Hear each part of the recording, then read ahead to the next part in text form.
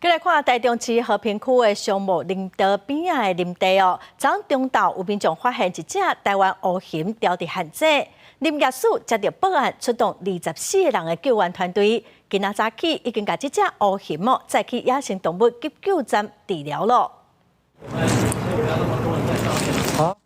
台湾乌熊头前正脚互锁啊拔掉咧，伫山坡顶头走来走去。台中市和平区松木部落居民26中昼去松木林道边仔的林地找水源的时，发现受困的乌熊。随通报农业部林业甲自然保育署台中分署区民代表罗正玉表示，这个旱井敢若是人咧讲的山低调，有可能是因为气温降低，乌熊走来到海拔较低的所在找食物。他们民众冬天比较干旱然后他们就去找那个新的水源头然后去发现有那个黑熊中陷阱，然后他们不敢靠近。它那个是山猪夹，就是有弹簧的，弹簧夹一踩到，它会马上绳子紧缩，那个钢索会紧缩，夹住手脚。林业署接到通报，随甲农业部生物多样性研究所属已组24个人的救援团队，伫20日暗时10点40分，行到海拔差不多1690公尺的受困现场，发现体重大约72公斤的成年熊猫，头前只脚互锁啊拔掉咧，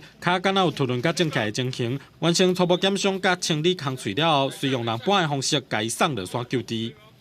是一只有生产经验的成年母熊。右前肢因受困套索有肿胀及疑似脱臼情的现象，后续将视情形进行必要之医疗处置。因为当地地形坎坷，暗时阁看无啥有救援过程真了时间，27早起7点才甲乌熊送去生物多样性研究所野生动物急救站。林业署强调，后续会看情形为乌熊进行必要的医疗处置，评估好完全了后会赶紧归还野放。也若山低调监视非法设置，已经专案移请保七总队侦办。记者综合报道。